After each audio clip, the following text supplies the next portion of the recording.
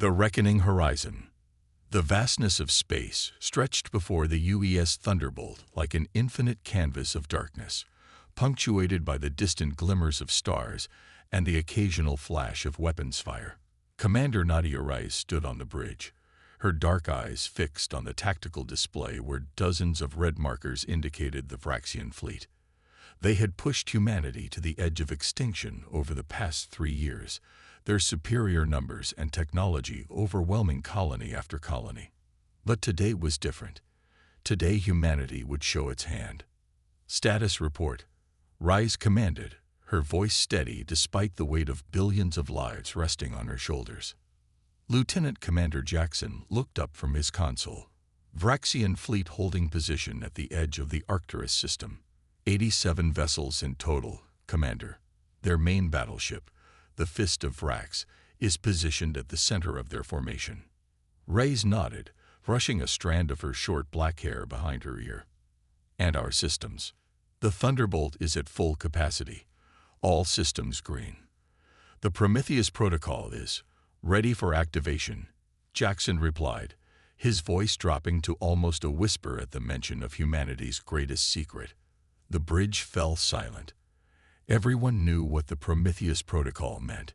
It was the reason they were here, in a single warship, facing an entire alien armada. It was the reason Earth had poured its remaining resources into the Thunderbolt while other colonies fell. It was humanity's last, desperate gambit. Open a channel to Alliance Command, Reyes ordered. The holographic display flickered to life, revealing the stern face of Admiral Chen. Commander Reyes, I see you've arrived at the rendezvous point, Chen said, his expression unreadable. The Vraxian fleet appears to have taken the bait. Yes, sir. They believe we're attempting to evacuate the Arcturus research station. They don't know the station was emptied weeks ago. Reyes paused. Sir, I must ask one last time. Are we certain there's no diplomatic solution? Admiral Chen's expression hardened. We've tried diplomacy for 3 years, Commander. The Vraxians see us as nothing more than resources to be harvested. They've made that abundantly clear after destroying New Madrid and harvesting its population. The Prometheus protocol is authorized. May God have mercy on us all.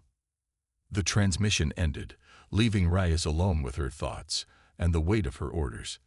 The Thunderbolt was carrying technology that violated 6 interstellar treaties, if there had been any governing bodies left to enforce them.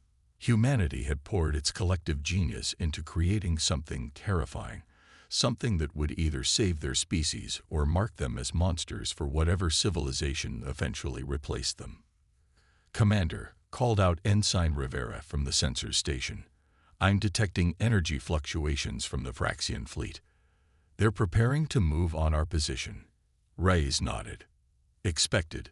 Lieutenant Cora, bring us to combat readiness. Shields at maximum. Power to forward arrays. The Thunderbolt hummed to life around them, the advanced fusion reactors spinning up to full capacity. Unlike the bulky utilitarian vessels that had comprised Earth's earlier fleets, the Thunderbolt was sleek, almost predatory in its design.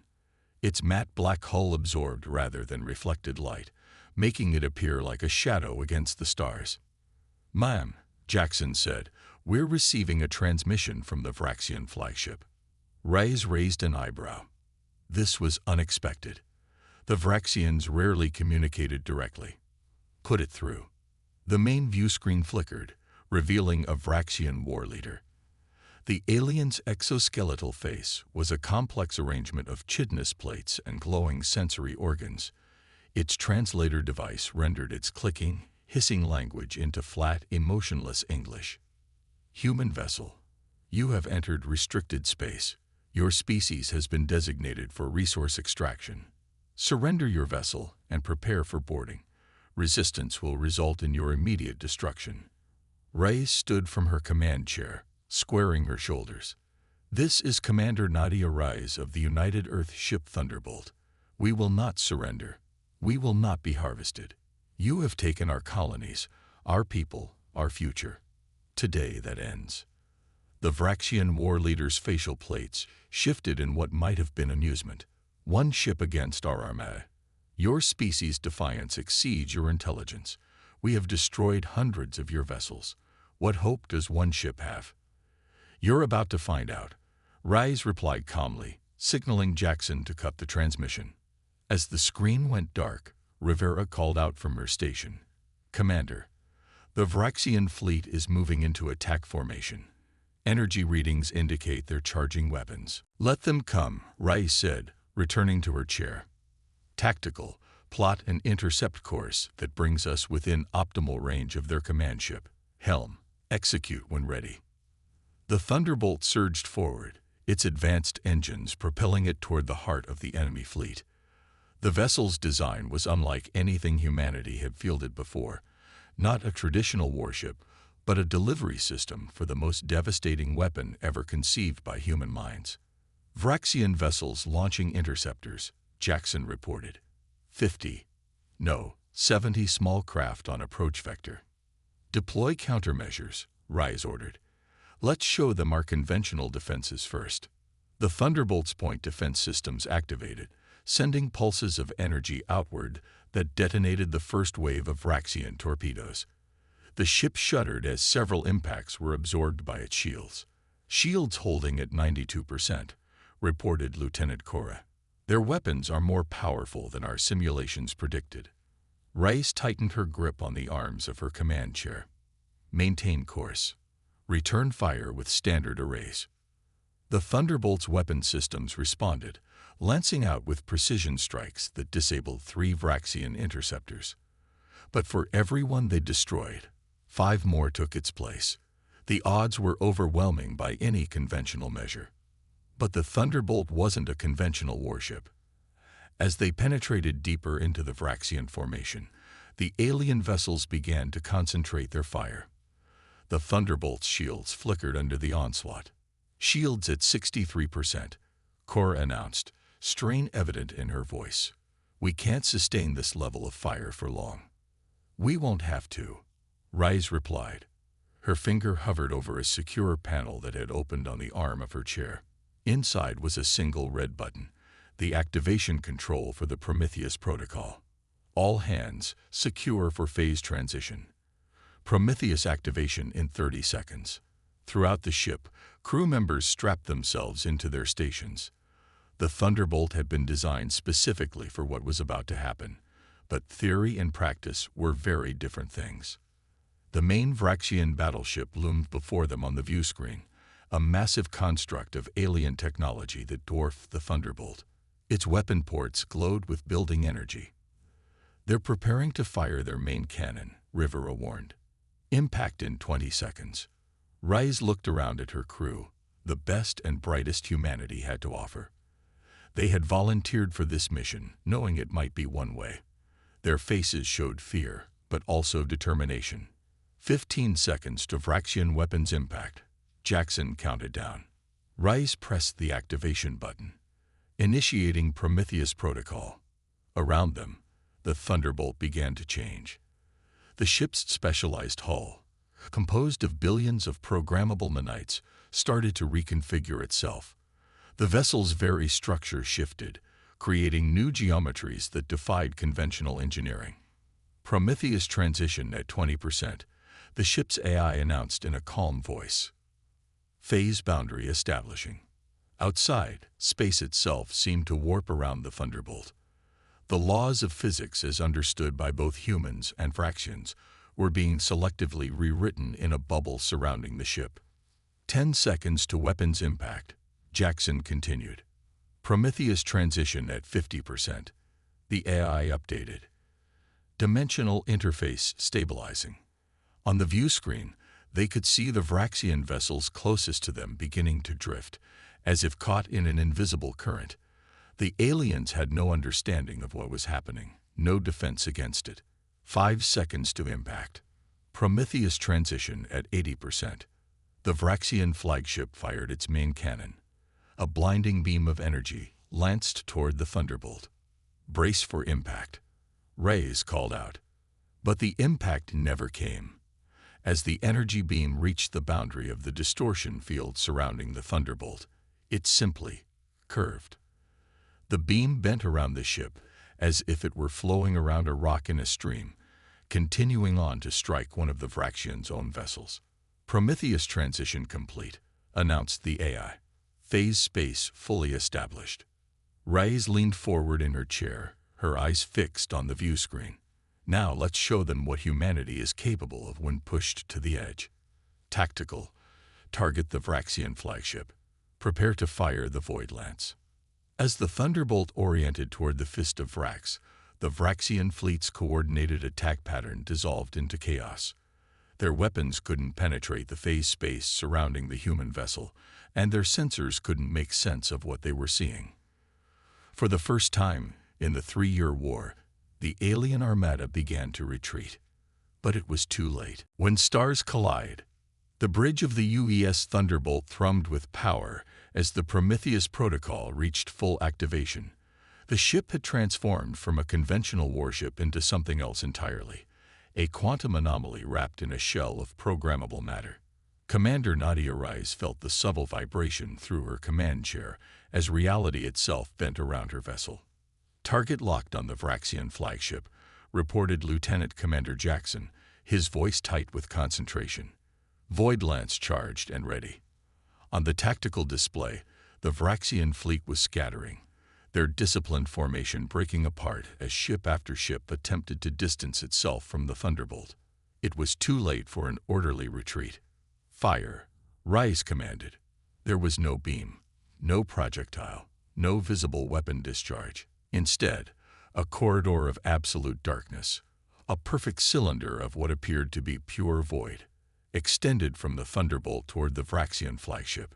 Where this darkness touched the alien vessel, matter simply ceased to exist. The effect wasn't explosive or violent. It was surgical, absolute. The void passed through the Fist of Vrax from bow to stern, carving a perfect tunnel through its massive hull. Secondary systems failed as the flagship's power core destabilized. Within moments, the pride of the Vraxian fleet split apart, its broken halves drifting in opposite directions as atmosphere and debris vented into space. Target neutralized, Jackson confirmed, his voice barely above a whisper. The bridge crew sat in stunned silence. They had trained for this, run countless simulations, but witnessing the actual power of the Void Lance, a weapon that temporarily suspended the fundamental forces holding matter together, was something else entirely. Multiple Vraxian vessels changing course, Ensign Rivera announced, breaking the silence. They're attempting to surround us. Reyes nodded. The Vraxians were adaptable. She had to give them that. Even in the face of technology they couldn't comprehend, they were adjusting their tactics. They're trying to determine if our weapon has a firing arc limitation, Reyes said. Lieutenant Cora, execute defensive pattern Delta. Let's not give them a stationary target. The Thunderbolt moved with impossible grace for a vessel its size, the phase space around it distorting the very fabric of space-time. Conventional propulsion had been supplemented by gravitational manipulation, allowing the ship to change direction without the limitations of inertia. Commander, Jackson called out, the Vraxians are launching some kind of specialized projectiles. They don't match any weapon's signature in our database. On the view screen, small dart-like objects were emerging from several Vraxian cruisers, moving at tremendous speed toward the Thunderbolt. Analysis, Reyes demanded. They appear to be phase-matched, Rivera reported, confusion evident in her voice. They're somehow synchronizing with our phase space distortion. Reyes' eyes narrowed. The Vraxians weren't supposed to have this level of technology. Evasive maneuvers. Adjust phase frequency. The Thunderbolt's AI attempted to shift the parameters of the phase space, but several of the alien projectiles managed to penetrate their defenses. The ship shuddered as impacts registered against its hull. Hull integrity compromised on decks 7 through 9, reported the ship's eye. Nanite repair systems responding.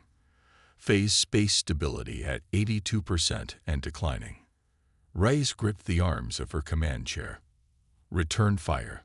Target the vessels launching those projectiles. The Void Lance activated once more, sweeping across 3 Vraxian cruisers, and cleaving them in half. But the Vraxian fleet had spread out, making it impossible to target more than a few vessels at once. And with each passing moment, they seemed to be adapting to the Thunderbolt's phase space technology. "They're learning too quickly," Jackson said, voicing what everyone was thinking. "It's as if they've seen this technology before." Rice frowned. That was impossible. The Prometheus protocol had been developed in complete secrecy, based on theoretical physics that even most human scientists dismissed as impossible. "Commander," called out Communications Officer Chen, "we're receiving a transmission from one of the Vraxian vessels. It's different from their usual communications protocols." "Put it through," Rise ordered, curious despite the situation. The view screen flickered to life, but instead of the expected Vraxian war leader, a different alien appeared.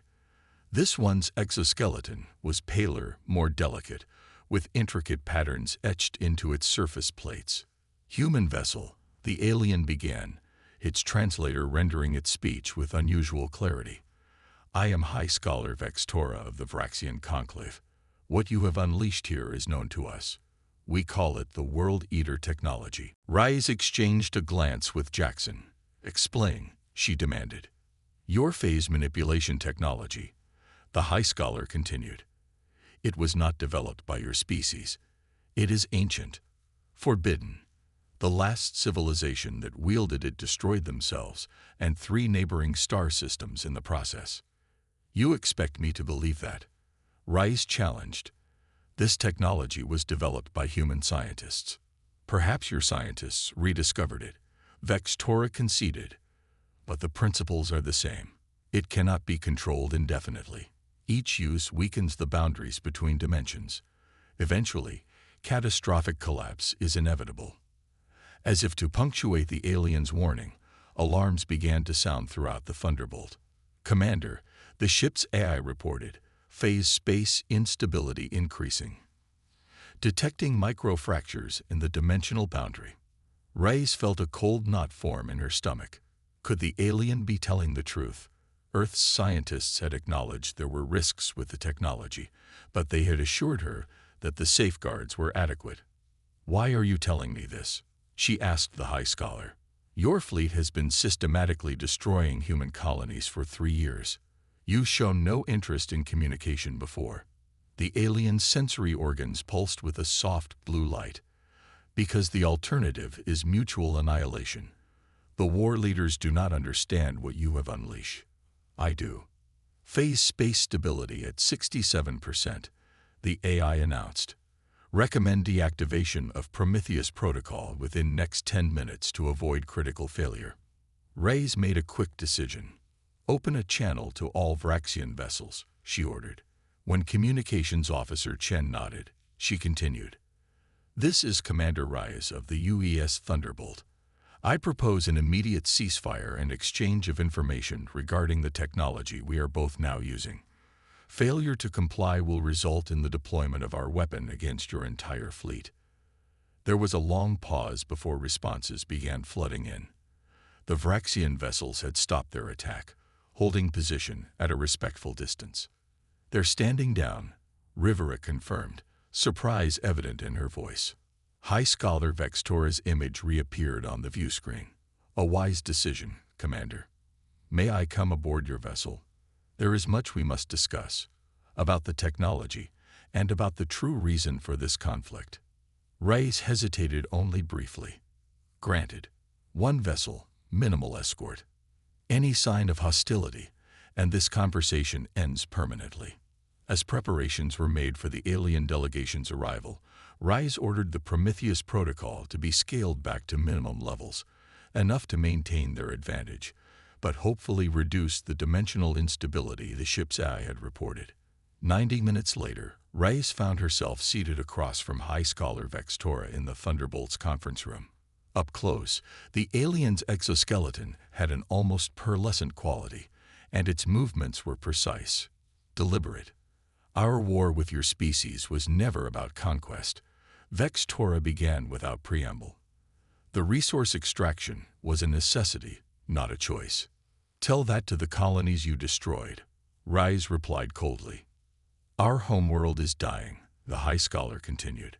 Our sun is entering an early expansion phase that our scientists failed to predict. We needed certain elements, found in abundance in human-controlled systems, to construct a stellar shield that might save our civilization. And you couldn't simply ask. Rice challenged. The war leaders believe your species would refuse, that you would see our desperation as an opportunity for exploitation. Vex Torres' translator conveyed what might have been regret. They chose preemptive aggression over vulnerability. Rice considered this. The idea that the entire devastating war had been based on a failure of diplomacy and mutual fear was tragically believable. How many lives had been lost because neither side had been willing to risk trusting the other? And now? She asked. Now we have both revealed our most desperate weapons, Vex Torres replied. Your phase technology could destroy our fleet, but at the risk of catastrophic dimensional collapse. Our phase-matched projectiles can penetrate your defenses, but not quickly enough to prevent mutual destruction. The alien leaned forward. I propose a different path. My scientists understand the principles of your phase technology. Combined with our knowledge of stellar mechanics, we could create a solution for both our peoples. A solution? Rice asked skeptically. A controlled phase barrier around our sun, containing its expansion without the need for the resources we have been harvesting from your colonies. And in exchange, we share our phase-matching technology, which could help stabilize your Prometheus system, making it safe for long-term use. Rice sat back in her chair, the implications sinking in. If this alien was telling the truth, they could not only end the war, but forge a technological alliance that would benefit both species. I don't have the authority to make this kind of agreement, she said finally. Nor do I, Vex Torres admitted. But we can propose it to our respective leaderships, with the understanding that the alternative is continued conflict that neither of us can win. Hours later, as the Thunderbolt maintained its uneasy truce with the remaining Vraxian vessels, Rice stood alone in her quarters, staring at the stars through the viewport. The ship had fully deactivated the Prometheus protocol, returning to conventional space. Engineers were assessing the damage from the dimensional instabilities, but initial reports suggested the ship could be repaired. Her communication panel chimed, indicating an incoming transmission from Earth. Admiral Chen's face appeared on the screen, his expression a mixture of disbelief and cautious hope.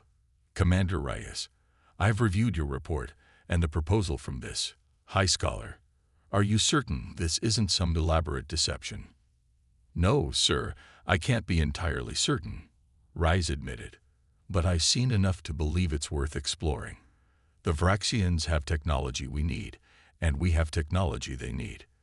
For the first time in this war, we have leverage for actual negotiation. Chen was silent for a long moment. The Security Council is divided. Some want to press our advantage, use the Thunderbolt to destroy the remaining Vraxian forces. With respect, sir, that would be a mistake, Reyes said firmly. The Prometheus technology is unstable. Each use increases the risk of catastrophic failure.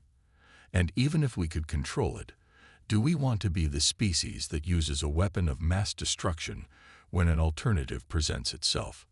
The Admiral sighed heavily. You sound like my youngest daughter, always looking for the peaceful solution.